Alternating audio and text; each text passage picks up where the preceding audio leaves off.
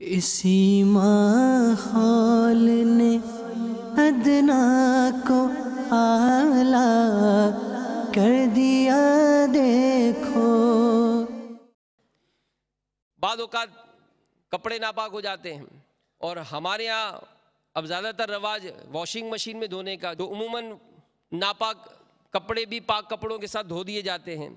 تو آپ فرماتے ہیں کہ اگر بالٹی یا کپڑے دھونے کی مشین میں پاک کپڑوں کے ساتھ ایک بھی ناپاک کپڑا پانی کے اندر ڈال دیا تو سارے ہی کپڑے ناپاک ہو جائیں گے۔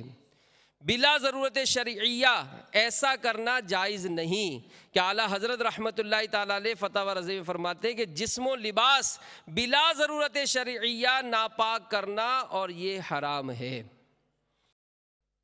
اور البحر الرائق میں کہ پاک چیز کو ناپاک کرنا یہ حرام ہے۔ ناپاک کپڑے پاک کرنے کا آسان طریقہ بھی سن لیجئے۔ کپڑے پاک کرنے کا آسان طریقہ یہ ہے کہ بالٹی میں ناپاک کپڑے ڈال کر اوپر سے نل کھول دیجئے، یا سلاخ سے اس طرح ڈبوئے رکھیے کہ کہیں سے کپڑے کا کوئی حصہ پانی کے باہر ابھرا نہ ہو۔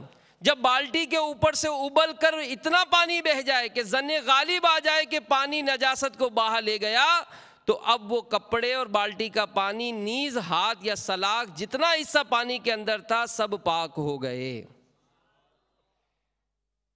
نل کے نیچے پاک کرنے کا طریقہ آپ فرماتے ہیں کہ نل کے نیچے ہاتھ میں پکڑ کر بھی پاک کر سکتے ہیں۔ مثلا رومال ناپاک ہو گیا تو بیسن میں نل کے نیچے رکھ کر اتنی دیر پانی بہائیے کہ ظن غالب آ جائے کہ پانی نجاست کو بہا کر لے گیا ہوگا تو وہ پاک ہو جائے گا۔ اب کارپیٹ پاک کرنا ہے تو امیر حسن نے فرمایا کہ جس طرح وہ کئی مسجد میں بتایا گیا کہ بچے نے پیشاب کر دیا، اس نے چھینٹے مار دیے اور جناب وہ پھیلا دیا، تو یہ طریقہ درست نہیں۔ کارپیٹ کا ناپاک حصہ ایک بار دھو کر لٹکا دیجئے، یہاں تک کہ پانی ٹپکنا موقوف ہو جائے، پھر دوبارہ دھو کر لٹکائیے، حتیٰ کہ پانی ٹپکنا بند ہو جائے، پھر تیسری مرتبہ اس طرح لٹکا دیجئے۔ جب پانی ٹپکنا بند ہو جائے گا تو کارپیٹ پاک ہو جائے گا۔ ناپاک مہندی سے رنگا ہوا ہاتھ کیسے پاک ہو؟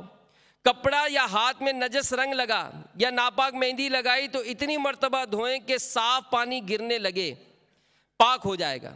اگرچہ کپڑے یا ہاتھ پر رنگ باقی ہو۔ آئینہ ناپاک ہو جائے تو کیا کریں گے؟ آئینہ اور شیشے کی تمام چیزیں اور چینی کے برتن یا مٹی کے روغنی برتن یا پالش کی ہوئی لکڑی، غرض وہ تمام چیزیں جن میں مسام نہ ہو، کپڑے یا پتے سے اس قدر پونچھ لی جائے کہ نجاست کا اثر بالکل جاتا رہے، پاک ہو جائے گا، مگر خیال رہے کہ دراڑ نہ ہو۔ تو بہرحال میرے میٹھے میٹھے اسلامی بھائیوں، اسی طرح کافروں کے استعمالی سویٹر اور کپڑے استعمال کرتے ہیں تو فرماتے ہیں کہ کفار کے ممالک سے درآمد امپورٹ شدہ سویٹر، جرابیں، قالین جب تک ان پر نجاست کا اثر ظاہر نہ ہو پاک ہیں، بغیر دھوئے نماز میں استعمال کرنے میں حرج نہیں۔ صدر الشریعہ بدر طریقہ مفتی امجد علی اعظمی علیہ رحمۃ اللہ القوی فرماتے ہیں کہ فاسقوں کے استعمالی کپڑے جن کا نجس ہونا معلوم نہ ہو پاک سمجھے جائیں گے، مگر بے نمازی کے پاجامے وغیرہ میں احتیاط یہی ہے کہ رومالی پاک کر لی جائے، کہ اکثر بے نمازی پیشاب کر کے ویسے ہی پاجامہ باندھ لیتے ہیں، اور کفار کے ان کپڑوں کے پاک کرنے میں تو بہت خیال کرنا چاہیے۔